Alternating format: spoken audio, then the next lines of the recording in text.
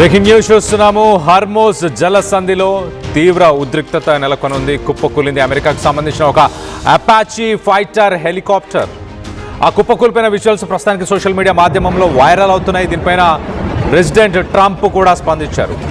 ప్రమాదం జరిగిన సమయంలోనే అమెరికాకు చెందిన రీపర్ డ్రోన్స్, కాస్ట్లీ డ్రోన్స్ అని చెప్పొచ్చు, ఒక్కొక్క డ్రోన్ సుమారు 1000 కోట్లు, ఆ రీపర్ డ్రోన్స్ని కూల్చేశామంటూ ఇరాన్ స్టేట్మెంట్ ఇచ్చింది. ఒకసారి మొదటగా ఆ హెలికాప్టర్ కూలిపోతున్న ఆ విజువల్స్ని ఒక్కసారి చూసే ప్రయత్నం చేద్దాం, తర్వాత డీటెయిల్గా మాట్లాడుకుందాం.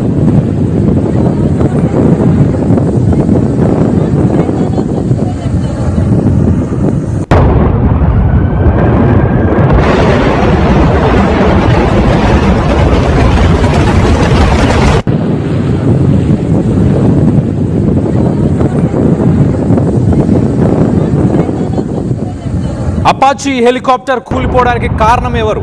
ఒక పక్కన ట్రంప్ దాంట్లో ఉన్న 2 పైలట్స్ని మేము సేఫ్ అండ్ సెక్యూర్గా రెస్క్యూ చేశామంటూ ట్రంప్ చెప్తున్నాడు. టెక్నికల్ ఇష్యూవా లేక ఇరానే పేల్చేసిందా? మరో పక్కన ఈ దాడి జరిగిన సమయంలో, ఈ హెలికాప్టర్ కూలిపోయిన సమయంలోనే ఇరాన్ మరో పక్క అమెరికాకు సంబంధించిన రీపర్ డ్రోన్స్ని కూల్చేశామంటూ ఇరాన్కి సంబంధించిన ఇస్లామిక్ రెవల్యూషనరీ గార్డ్స్ స్టేట్మెంట్ ఇచ్చారు. ఏదైనా టెక్నికల్ ఇష్యూ తలెత్తి ఈ హెలికాప్టర్ కూలిపోయిందా? మరి దీనిపైన దర్యాప్తును చేయాలంటూ అమెరికా అధికారులకు ట్రంప్ ఆదేశాలను జారీ చేశారు. ఆధిపత్య పోరు నడుస్తుంది అనుకోవచ్చు. ఒక రకంగా స్ట్రైట్ ఆఫ్ హార్మోజ్ని మేము కంట్రోల్ చేస్తున్నాము అంటూ ఇరాన్ అమెరికా చెప్పుకునే ప్రయత్నంలో జరుగుతున్న విధ్వంసం ఇదని చెప్పుకోవచ్చు. ప్రారంభమైనప్పటి నుంచి ఇప్పటిదాకా అమెరికాకు సంబంధించిన సైనిక హెలికాప్టర్ కూలిపోవడం ఇదే మొట్టమొదటిసారి. ప్రమాదం పైన అమెరికా అధ్యక్షుడు ట్రంప్ కూడా స్పందించాడు. ఆయన స్పందించి చాలా క్లియర్గా 2 పైలట్లని సురక్షితంగా మేము రెస్క్యూ చేశామంటూ ట్రంప్ చెప్పుకొచ్చాడు. కానీ ఇరాన్ కూల్చేసిందా అన్న విషయంపై ఆయన మాట్లాడలేదు. మరోపక్కన హార్మోజ్పై ఇరాన్ విధించిన బ్లాకేడ్ దిగ్బంధనాన్ని ఛేదించే క్రమంలో అపాచీ హెలికాప్టర్స్, అలాగే ఫైటర్ జెట్స్, దాంతోపాటు డ్రోన్స్, ఇవన్నీ కూడా అమెరికా ఇవన్నీ యూజ్ చేస్తూ ఇరాన్ స్పేస్లోకి వెళ్తూ వస్తూ ఉంటాయి. కానీ ఇరాన్ మా ఎయిర్ స్పేస్లోకి ఏవైనా అమెరికాకు సంబంధించిన ఫైటర్ జెట్స్ కానీ ఇలాంటి హెలికాప్టర్స్ మనం రైట్ సైడ్ బాక్స్లో చూస్తున్నాం.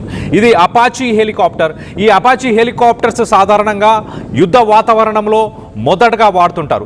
సో ఈ అపాచీ హెలికాప్టర్స్ని ప్రస్తుతానికి అమెరికా స్ట్రైట్ ఆఫ్ హార్మోజ్లో ఉన్న షిప్స్ని వాటికి ఎస్కాట్గా ఈ హెలికాప్టర్స్ని యూజ్ చేస్తుంటారు. ఈ హెలికాప్టర్ మరి బందర్ అబ్బాస్ పరిసర ప్రాంతాల్లో తిరిగింది కాబట్టే కూలిపోయింది అంటూ ఇటు డిఫెన్స్ అనలిస్టులు చెప్పుకొస్తున్నారు. ఒకసారి దీనికి సంబంధించి డీటెయిల్గా మాట్లాడుకునే ప్రయత్నం చేద్దాం. ఒకసారి సెంట్కామ్ ఏం చెప్తుంది? అమెరికాకు సంబంధించిన సెంట్కామ్ AH-64 అపాచీ హెలికాప్టర్, మనం చూస్తున్న విజువల్లో కనిపించే ఆ హెలికాప్టర్ కూడా AH-64 అపాచీ. దీంతోపాటు MQ-9 రీపర్ డ్రోన్స్. ఆ రీపర్ డ్రోన్స్లో ఏంటంటే అవి సాధారణంగా ఒక ఫైటర్ జెట్ అంత మోతాదులో ఉంటాయి. అంత మోతాదులో ఉండి ఎక్కువ సమయం పాటు ఎయిర్ స్పేస్లో ఫ్లై చేసే అవకాశం ఉంటుంది. శాటిలైట్ ఇమేజెస్ని తీసుకుంటూ ఉంటాయి. సో ఈ రీపర్ డ్రోన్స్, అపాచీ హెలికాప్టర్స్, దీంతోపాటు F-18, F-35 ఫైటర్ జెట్స్ని America strait of Hormuz control చేయడానికి యూజ్ చేస్తున్నట్టు చాలా క్లియర్గా తెలుస్తుంది.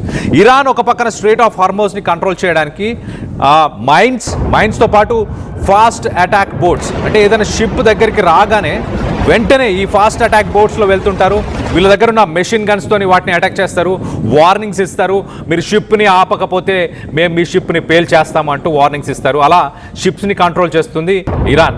సో ఆ ఫాస్ట్ అటాక్ బోట్స్ నుంచి వచ్చిన ఏదైనా రాకెట్ లాంచర్స్ కానీ లేకపోతే ఇరాన్కి సంబంధించిన డ్రోన్స్ వల్లే కూలిపోయిందా? ఆ విజువల్స్ చూస్తే అసలు ఒళ్ళు గొగ్గుళ్ళు పడుతుంది. ఒక రకంగా ఒకసారి మనం చూస్తే ఆ మంటలతో పాటే ఆ హెలికాప్టర్ ఫ్లై చేస్తున్న విజువల్స్ని మనం చూస్తున్నాం. చూడండి, ఆ పైలట్లు మరి బతికే ఉన్నారు, వాళ్ళు సేఫ్గా ఉన్నారు, మేము రెస్క్యూ చేశామంటూ అమెరికా ప్రెసిడెంట్ ట్రంప్ చెప్తున్నాడు. కానీ ఆ విజువల్ చూస్తే అసలు ఎవరైనా బ్రతుకుంటారా అని డౌట్ అయితే వస్తుంది. సో మొత్తం మీద ఇరాన్ మరో పక్కన ఏం క్లెయిమ్ చేస్తుంది? ఇరాన్ అమెరికాకు సంబంధించిన అపాచీ హెలికాప్టర్ని మేమే కూల్చేశామంటూ ఎక్కడా చెప్పట్లేదు.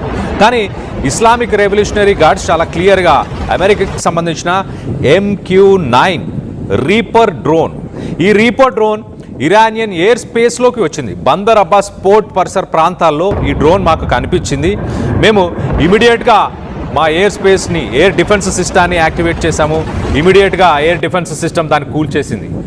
ఒక్కొక్క MQ-9 రీపర్ డ్రోన్ కాస్ట్ వచ్చేసి 1100 కోట్లు మన ఇండియన్ కరెన్సీలో.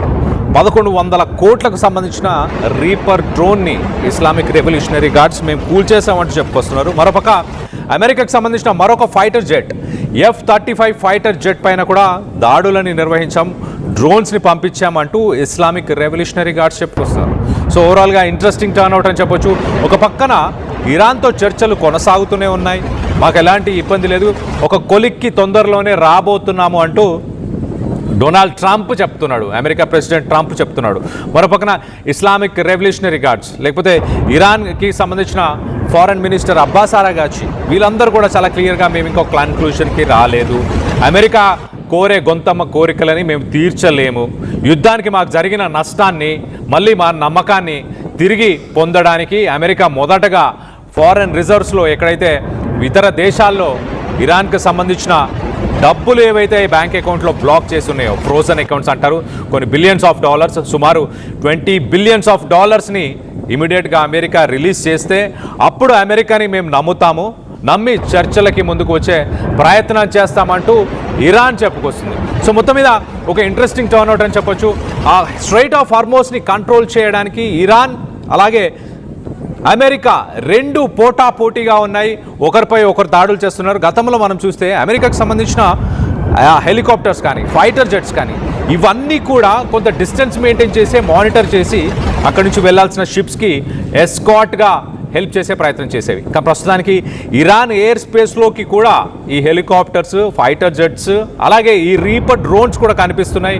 అందుకే మా ఎయిర్ డిఫెన్స్ సిస్టాన్ని యాక్టివేట్ చేస్తున్నాము, వాటిని కూల్ చేసే ప్రయత్నం చేస్తున్నాము అంటూ ఇరాన్ ఇస్లామిక్ రెవల్యూషనరీ గార్డ్స్ చెప్పుకొస్తున్నారు. మొత్తం మీద హై టెన్షన్ వాతావరణం నెలకొనింది. నిన్న మొన్న మనం చూస్తే ఒక శుక్రవారం శనివారం చూస్తే కనుక ప్రపంచ దేశాలకు సంబంధించిన స్టాక్ మార్కెట్స్, అమెరికాకు సంబంధించిన నాస్డాక్ కావచ్చు, కొరియా, జపాన్ ఇలా ప్రపంచ దేశాలకు సంబంధించిన స్టాక్ మార్కెట్స్ కూడా కుప్ప కూలిపోతున్నాయి. యుద్ధం కొనసాగే అవకాశాలు చాలా క్లియర్గా కనిపిస్తున్నాయి. ఈ యుద్ధం ఇంకా ఆగదా? ఇరాన్, యుక్రెయిన్, రష్యా యుద్ధం ఎలా కొనసాగుతుందో కొన్ని సంవత్సరాలుగా, సుమారు ఒక 4 సంవత్సరాలుగా యుద్ధం కొనసాగుతూనే వస్తుంది. దాని ఇంపాక్ట్ ప్రపంచ దేశాలపైన ఆర్థికంగా అన్ని విధాలుగా ఉన్నది. ఇప్పుడు ఇరాన్, అమెరికా, ఇజ్రాయెల్కి సంబంధించిన ఈ యుద్ధం కూడా అలాగే మారబోతుందా అంటే విశ్లేషకులు అయితే ఖచ్చితంగా దీని ఎఫెక్ట్స్ ప్రపంచ దేశాలపైన ఉంటాయి. యుద్ధం ఇప్పటికిప్పుడు ఆపేసినా కూడా ఒక ఆర్థిక సంక్షోభాన్ని అందరూ ఎదుర్కోవాల్సిన పరిస్థితులు అయితే ప్రస్తుతానికి నెలకొని ఉన్నాయి. చాలా క్లియర్గా రానున్న రోజుల్లో కూడా దీని ఎఫెక్ట్స్ కనిపిస్తాయి. ఇప్పటికే దాదాపు సుమారు ఒక 60 గల్ఫ్ కంట్రీస్లో ఉన్న ఒక 60 ఆయిల్ రిఫైనరీస్ ఏవైతే ఉన్నాయో వాటన్నిటిపైన కూడా ఇరాన్ దాడులు చేసింది. ఇరాన్కి సంబంధించిన ఆయిల్ రిఫైనరీస్ పైన కూడా అమెరికా దాడులు చేసింది. సో మొత్తం మీద ఒక 60 ఆయిల్ రిఫైనరీస్, ప్రపంచంలో అతిపెద్ద అయిన ఆరామ్కో కావచ్చు, ఇలాంటి ఆయిల్ రిఫైనరీస్ అన్ని దెబ్బతిన్నాయి. కాబట్టి వాటన్నిటిని మళ్ళీ బాగు చేసుకొని ఆ ప్రొడక్షన్ని మళ్ళీ ర్యాంప్ అప్ చేయడానికి కూడా కొంత సమయం పడుతుంది. సో ఖచ్చితంగా ఇవన్నీ ఆర్థిక సంక్షోభాన్ని రానున్న రోజుల్లో పెట్రోల్, డీజిల్ ధరలను కూడా పెంచే అవకాశం ఉంది. ఆల్రెడీ సుమారు ₹8 ధరలని ఇండియాలో మనం చూస్తున్నాం. దాని ఎఫెక్ట్స్ కూడా నిత్యావసరాలపైన ఈ వారం నుంచే మనకి ఆ నిత్యావసరాల ధరలు పెరగడం కూడా మనం గమనిస్తున్నాం ఒక పక్కన. సో మొత్తం మీద అమెరికా అలాగే ఇరాన్ రెండు శాంతి ఒప్పందాల కోసం మేము సిద్ధంగా ఉన్నామంటూ ఒక పక్క చెప్పుకుంటూ వస్తూనే ఉన్నారు. కానీ మరోపక్క యుద్ధం భీకర రూపాన్ని ప్రతిరోజు దాలుస్తున్నది. దానికి నిదర్శనం ఇదే అని చెప్పుకోవచ్చు. ఒక రకంగా ఆ హెలికాప్టర్ని మనం చూస్తే కనుక 2 పైలట్స్ మరి నిజంగానే బ్రతికున్నారా? మంటలతో ఎగిసిపడుతూ అలానే ఫ్లై చేస్తున్న ఆ హెలికాప్టర్స్ని మనం చూడొచ్చు. పైలట్లు దాంట్లోంచి బయటికి దూకి మరి ప్రాణాలు కాపాడుకోగలిగారా ఏంటి? దీనిపైన కొంత క్లారిటీ అయితే రావాల్సి ఉంది. అమెరికా ప్రెసిడెంట్ డొనాల్డ్ ట్రంప్ మాత్రం చాలా క్లియర్గా ఆ ఇద్దరిని మేము రెస్క్యూ చేసాం, వారిద్దరు కూడా చాలా సేఫ్గానే ఉన్నారంటూ అమెరికా ప్రెసిడెంట్ డొనాల్డ్ ట్రంప్ చెప్తున్నాడు. మరోపక్కన ఇరాన్ ఆ అపాచీ హెలికాప్టర్ని మేమే కూల్ చేశాము అని ఎక్కడ స్టేట్మెంట్ అయితే ఇవ్వలేదు. కానీ ఒక అమెరికాకు సంబంధించిన reaper drone, one of the costliest drones in the world అని చెప్పొచ్చు. 1100 కోట్ల రూపాయలు సుమారు ఇండియన్ కరెన్సీలో 1100 కోట్ల రూపాయల డ్రోన్ని కూల్చామంటూ ఇస్లామిక్ రెవల్యూషనరీ గార్డ్స్ చెప్పుకొస్తున్నారు. గతంలో కూడా ఇలాంటి డ్రోన్స్ని ఇరాన్ కూల్చివేయడం జరిగింది. సో మొత్తం మీద ఒక హై టెన్షన్ వాతావరణం నెలకొని ఉంది. దీనికి సంబంధించి మీరేమనుకుంటున్నారు? ట్రంప్ తీసుకునే డెసిషన్స్, ట్రంప్ మాట్లాడే మాటలు, ఒక పక్కన జరుగుతున్న విషయాలకి పొంతన ఉందని మీరు భావిస్తున్నారా? ఇరాన్ ఈ యుద్ధంలో గెలిచిందని మీరు భావిస్తున్నారా? ఇరాన్ ఓడిపోయిందని మీరు భావిస్తున్నారా? మీ అభిప్రాయాలు ఏంటనేది కింద కామెంట్ రూపంలో తెలియపరచండి. అలాగే రానున్న రోజుల్లో యుద్ధం ఆగిపోతుందా, కొనసాగుతుందా అన్న దానిపై కూడా మీ అభిప్రాయాలని కింద కామెంట్ రూపంలో తెలియపరచండి. ఒకసారి మనం రైట్ సైడ్ బాక్స్లో ఆ విజువల్ని కూడా ఒకసారి చూడొచ్చు చాలా క్లియర్గా. అమెరికాకి సంబంధించిన అపాచీ హెలికాప్టర్. ఆ అపాచీ హెలికాప్టర్ అనేది సాధారణంగా ఓన్లీ యుద్ధ సమయంలో మాత్రమే ఈ హెలికాప్టర్స్ని అమెరికా వాడుతూ ఉంటుంది. ఒక రకంగా దీంట్లో కొన్ని మిసైల్స్ ఉంటాయి, కొంత మెషిన్ గన్స్ కూడా ఉంటాయి. ఆ స్పీడ్ బోట్స్, ఇరాన్ ఏదైతే స్ట్రైట్ ఆఫ్ హార్మోస్ని కంట్రోల్ చేయడానికి స్పీడ్ బోట్స్ని యూజ్ చేస్తుంటుంది కదా, ఆ స్పీడ్ బోట్స్ని కంట్రోల్ చేయడానికి, ఆ స్పీడ్ బోట్స్ని పేల్ చేయడానికి ఈ హెలికాప్టర్స్ చాలా అనువుగా ఉంటాయి, చాలా క్యాపబుల్గా ఉంటాయి, సూటబుల్గా ఉంటాయి అని చెప్పుకోవచ్చు. కానీ మొత్తం మీద ఈ హెలికాప్టర్స్ కూడా మరి ఒక్కసారిగా స్ట్రైట్ ఆఫ్ హార్మోస్లోనే కుప్ప కూలిపోవడంతో ప్రపంచ దేశాలు ఒక్కసారి మరి సిట్యువేషన్ ఇంకా ఎస్కలేట్ అయ్యే అవకాశం ఉందా? గత వారం మనం చూస్తే అమెరికా రిటాలియేషన్ స్ట్రైక్స్, అంటే వాళ్ళ మీద చేసిన దాడులకి డిఫెన్సివ్ స్ట్రైక్స్ అంటూ కూడా మేము డిఫెండ్ చేసుకోవడానికి అమెరికాకు సంబంధించిన 5th ఫ్లీట్ అక్కడే ఉంది. అలాగే అమెరికాకు సంబంధించిన ఆర్మీ బేసెస్, ఎయిర్ బేసెస్, వాటన్నిటిని డిఫెండ్ చేసుకోవడానికి ఇరాన్ పైన స్ట్రైక్స్ చేస్తున్నామంటూ లాస్ట్ వీకే స్ట్రైక్స్ చేసింది. దానికి రిటాలియేషన్లో ఇరాన్ కువైట్, బెహ్రెయిన్ ఇలాంటి దేశాల్లో ఉన్న ఇంటర్నేషనల్ ఎయిర్పోర్ట్స్ని, అలాగే అక్కడున్న అమెరికన్ అసెట్స్, వీటన్నిటిని టార్గెట్ చేసుకుంటూ ఇరాన్ దాడులు నిర్వహించింది. సో యుద్ధం ఇంకా తీవ్ర రూపం దాల్చబోతుందా లేదా అన్న దానిపై మీ అభిప్రాయాలు ఏంటనేది కింద కామెంట్ రూపంలో తెలియపరచండి.